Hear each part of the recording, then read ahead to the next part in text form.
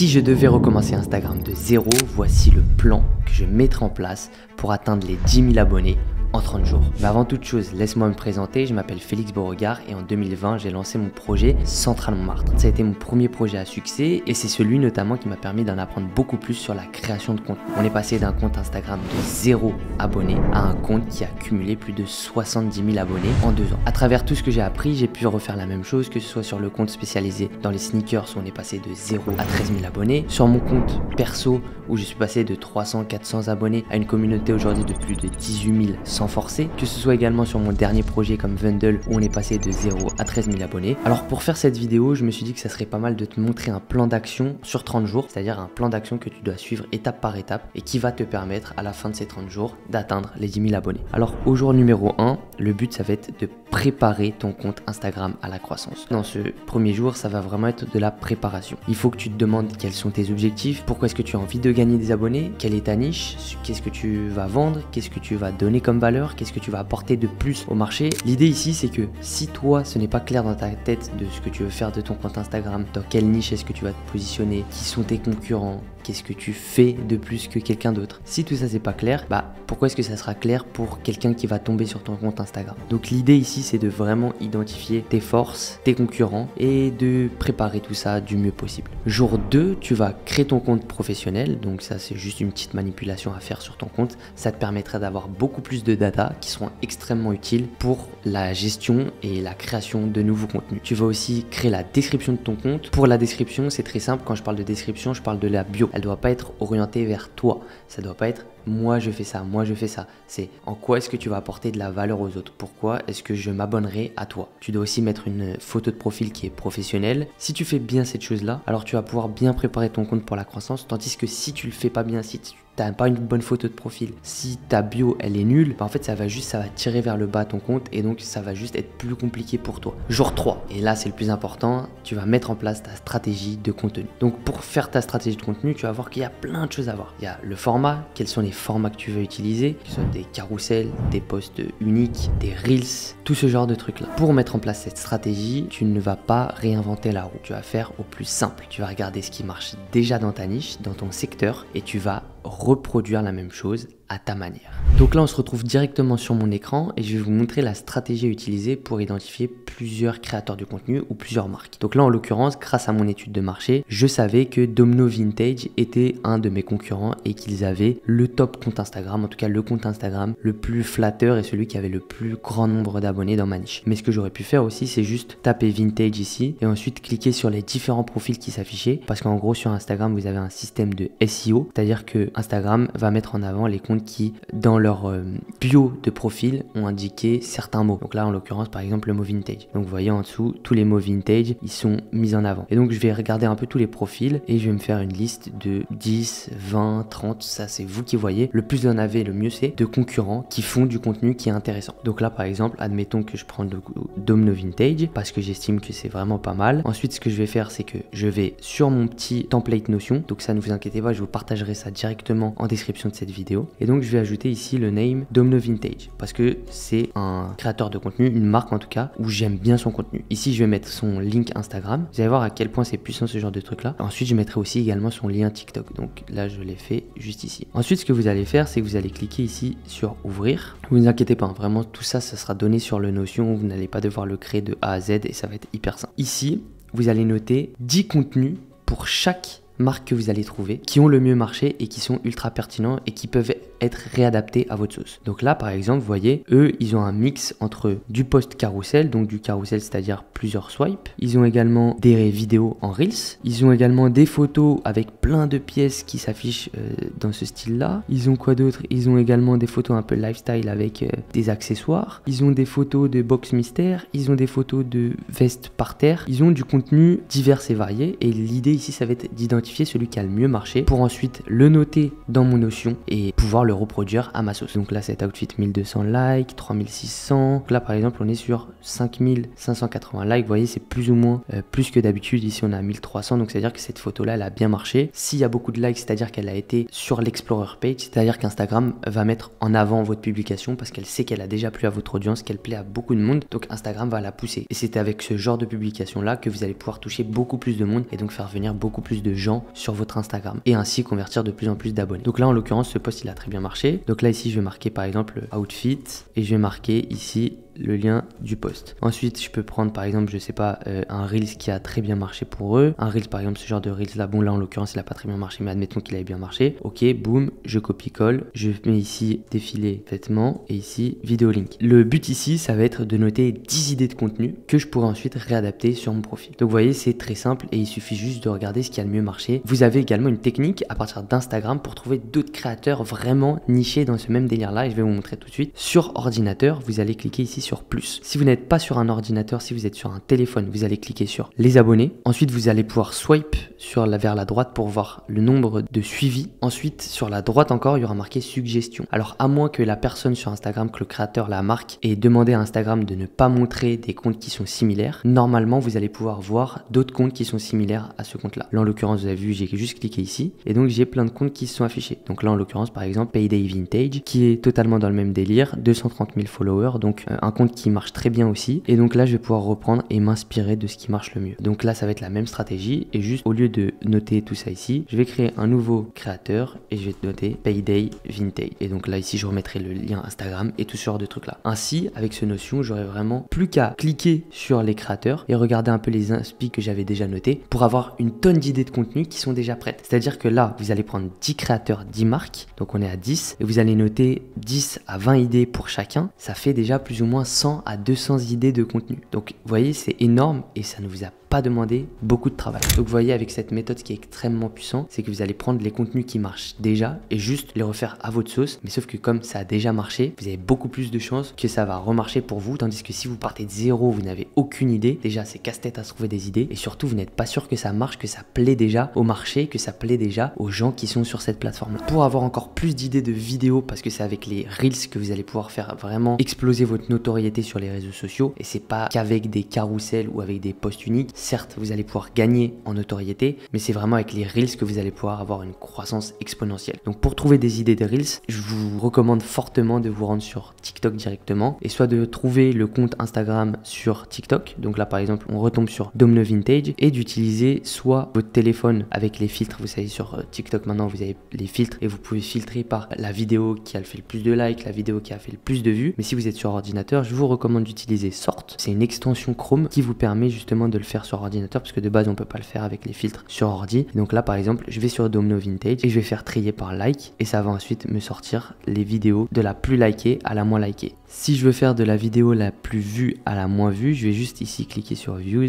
et ça va m'afficher les vidéos qui ont fait le plus de vues. Donc voilà une petite technique qui va vous permettre de sortir en fait les vidéos qui ont le mieux marché sur leur TikTok. Et ensuite vous voyez ici, donc si j'ai une idée déjà de ce qui marche, je vais prendre cette vidéo là, hop, copier et je vais la coller ici dans Domino Vintage directement. Donc voilà pour les Reels. Encore une fois, les Reels je vous recommande vraiment fortement sur Instagram, mais vous voyez que tout dépendra de votre niche. Il y a des niches dans lesquelles les posts carousel ça marche extrêmement bien, par exemple dans la niche du vintage ou je sais pas dans la niche de la finance, ça peut être des carousels où vous faites des explications, ce genre de trucs là. Là encore l'idée c'est vraiment d'identifier un maximum votre marché, ce qui se passe, puis ensuite de reproduire et d'adapter à votre sauce. Une fois que vous allez réadapter ce contenu, vous allez le tester parce que peut-être que ça ne va pas marcher pour vous. Après bien sûr il y a différentes raisons aussi qui peuvent expliquer pourquoi ça ne marchera pas forcément au début, parce que vous avez très peu d'abonnés, parce que vous n'aurez pas les mêmes audiences que les comptes que vous avez déjà regardés. Donc bref, ça va mettre un peu de temps avant de se mettre en place, mais voilà, il faut vraiment que vous testiez différents types de contenus pour savoir ce qui marche et ce qui ne marche pas également, parce que vous allez voir qu'il va y avoir également du contenu qui ne va pas forcément marcher et là l'idée ça va être de le cut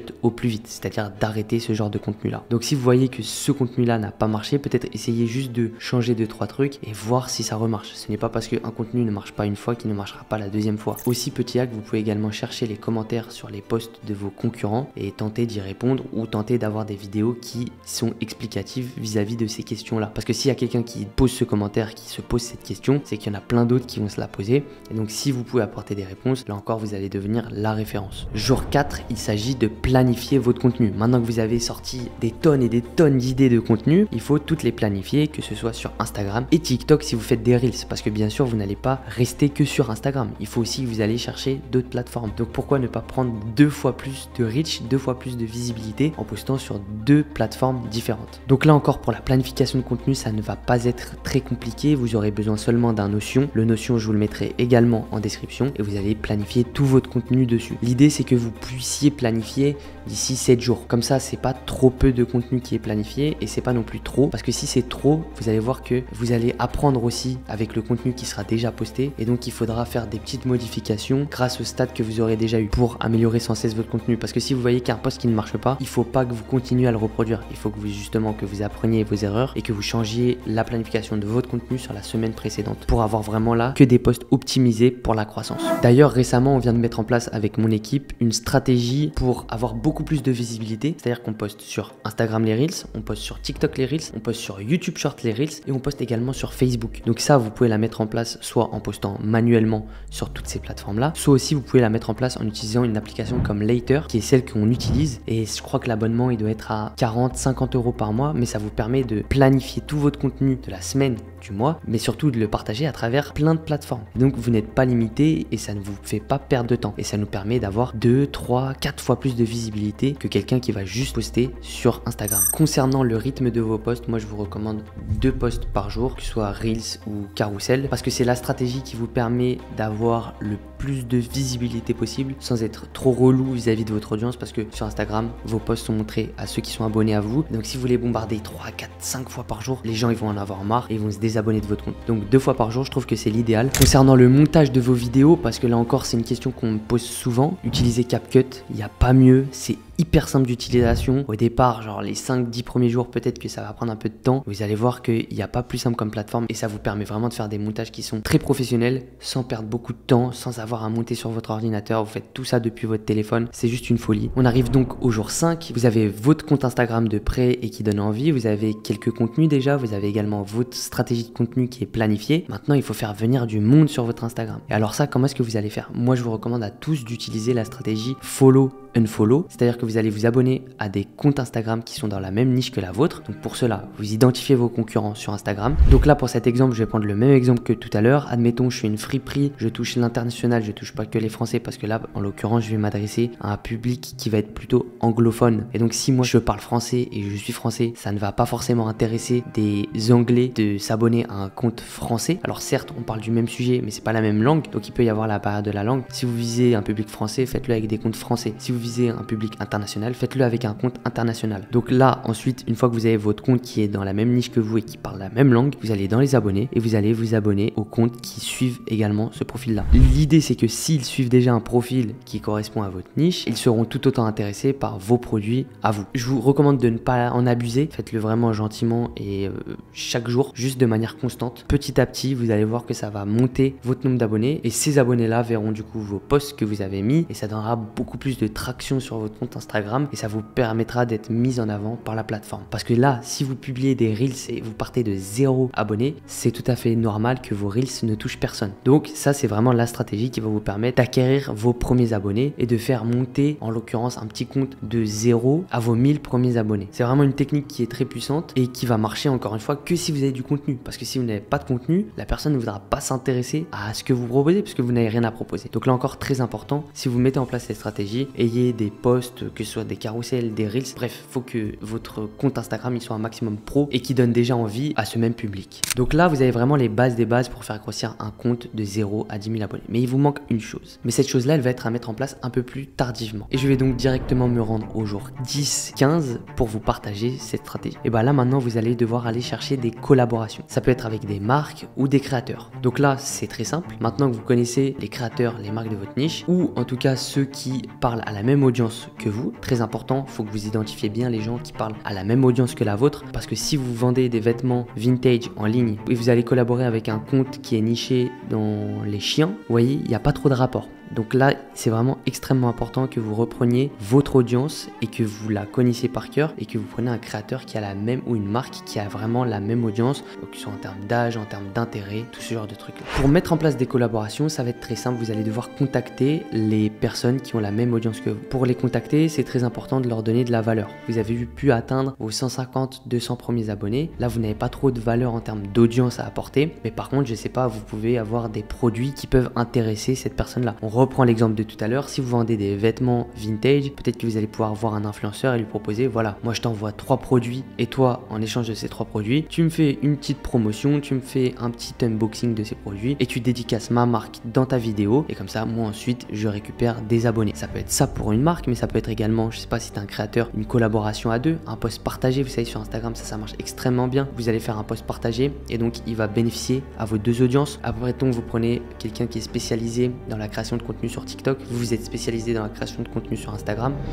vous rassemblez, vous faites une belle vidéo à 2, vous touchez les 2 audiences et ainsi vous allez pouvoir bénéficier des audiences mutuelles. Honnêtement, sans les collaborations, ça va être très compliqué de grossir seulement organiquement, ou alors en tout cas ça va prendre beaucoup plus de temps que si vous utilisez en quelque sorte ce hack qui vous permet de débloquer beaucoup de leviers et d'acquérir très vite une communauté. Bien sûr, ne contactez pas juste 1, 2, 3 personnes parce que vous allez voir que vous avez un tout petit compte Instagram, vous n'allez pas intéresser grand monde. Contactez vraiment la masse de gens. Au moins ils auront d'abonnés, au plus ils seront aptes à vous répondre, parce que si vous avez seulement 120 abonnés, pourquoi est-ce qu'un compte qui a 500 000 abonnés voudrait collaborer avec vous si vous ne lui échangez pas de produits en échange ou si vous ne le payez pas? Vous voyez, il faut aussi que vous mettiez à la place de l'autre personne et vous essayez vraiment de trouver quelque chose qui peut l'intéresser et sur quoi vous pouvez appuyer et centrer toute votre collaboration. Aussi, lorsque vous faites des collaborations avec d'autres créateurs, d'autres marques, faites très attention au taux d'engagement. C'est pas parce qu'une personne elle a beaucoup d'abonnés qu'elle a une communauté qui est derrière elle. Vous savez, aujourd'hui malheureusement il y a les boosts qui existent, il y a les bots qui peuvent faire monter des comptes Instagram. Donc il y a plein de gens qui en ont abusé et qui ont des grosses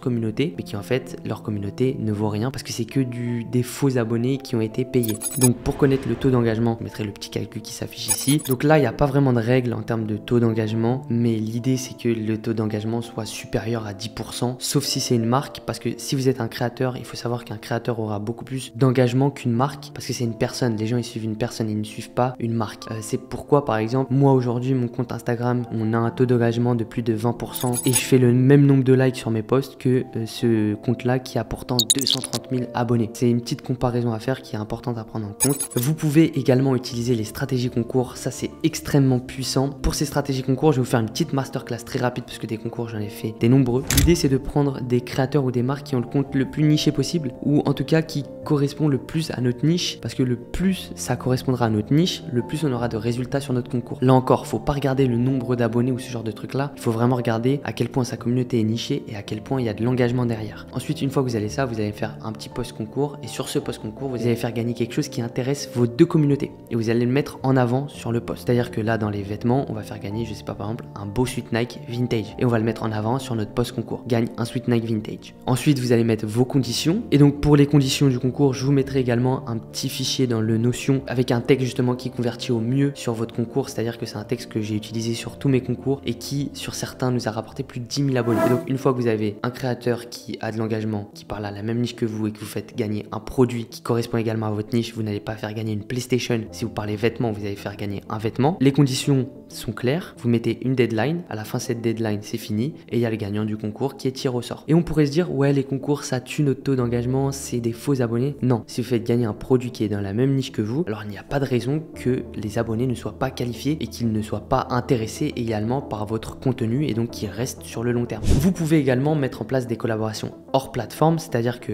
vous pouvez collaborer avec des créateurs sur Instagram, des marques sur Instagram, mais également avec des créateurs, je sais pas, sur TikTok. Vous envoyez un produit à un créateur qui va en parler sur TikTok, il vous fait la vidéo, il vous dédicace à la fin votre Instagram et vous avez récolté des abonnés sur votre Instagram. Avec Central Mart par exemple, il y a des gens qui ont déjà parlé de nous ou justement ils présentaient un peu notre boutique, ce genre de truc là. La vidéo elle a fait 250 000 vues. Derrière on voyait notre compte Instagram exploser et prendre plus de 5 000 vues en une seule vidéo qu'on n'avait même pas forcément demandé de base. Donc vous voyez, grossir sur Instagram ce n'est pas si compliqué que ça. Vous avez besoin d'avoir du contenu et du contenu qui marche, donc ça va être via votre stratégie de contenu organique. Et ensuite l'idée ça va être de faire des collaborations, collaborer avec d'autres créateurs, que ce soit sur Instagram ou pas du tout sur d'autres plateformes, mais toujours rediriger vers votre Instagram. Parce qu'il faut savoir que sur Instagram, si vous voulez vendre quelque chose, chose, c'est la meilleure plateforme pour le faire. Pour conclure cette vidéo, j'aimerais finir sur 3 petits bonus, des petits tips, vous allez voir qui sont très faciles à mettre en place. Premier tips, être consistant. Donc comme vous le voyez, cette stratégie elle est sur 30 jours, mais le plus longtemps vous allez pouvoir mettre en place cette stratégie, le plus vous allez pouvoir gagner d'abonnés. Donc si vous le faites sur 1 mois, 2 mois, 3 mois, 1 an, 2 ans, vous allez voir la croissance elle est juste exponentielle. Deuxième tips, lancez-vous au plus vite. N'attendez pas la perfection, ça ne sera jamais parfait. Si je vous montrais les contenus qu'on a lâchés à nos débuts avec Central Mart, avec mon premier projet, c'était la catastrophe, c'était naze. Vous pouvez d'ailleurs remonter si vous voulez sur notre compte Instagram central-Montmartre et vous voyez, c'est qu'en testant qu'on apprend vraiment et qu'on peut réadapter son contenu. Et troisième tips, n'attendez pas pour vous lancer, c'est-à-dire qu'il n'y a pas vraiment de bon moment, il n'y a pas le moment parfait, ça n'existe pas. Au plus tôt vous serez sur la plateforme, au plus vite vous aurez des abonnés dessus. Et si vous ne le faites pas aujourd'hui, vous regretterez à chaque fois que vous allez y penser. Putain, mais pourquoi je me suis pas lancé il y a 10 jours? J'aurais déjà peut-être 150 abonnés. Bref, j'espère que cette vidéo vous a plu, que ça vous a donné toutes les connaissances et les compétences pour faire monter un compte à 10 000 abonnés. Encore une fois, pour vous faire cette vidéo, je me concentre vraiment sur mon expérience personnelle. Donc ce qui m'a permis à moi et ce qui me permet aujourd'hui de monter mes comptes à plus de 10 000 abonnés très facilement et très rapidement. Si vous avez des questions ou quoi que ce soit, j'affiche mon petit Instagram qui s'affiche juste ici. Vous pouvez me poser vos questions et me rejoindre sur mon profil directement. Et pour ceux que ça intéresse, vous pouvez aussi vous renseigner un peu plus sur ma chaîne et découvrir le monde de l'achat-revente, du resell, que ce soit resell de sneakers, resell de vêtements. Bref, on explore un peu tout ce sujet sur cette chaîne-là et je vous apprends vraiment tout de A à Z pour que vous puissiez générer vos premiers milliers d'euros en ligne d'une manière très simple. C'était Félix, on se dit à la prochaine, ciao ciao.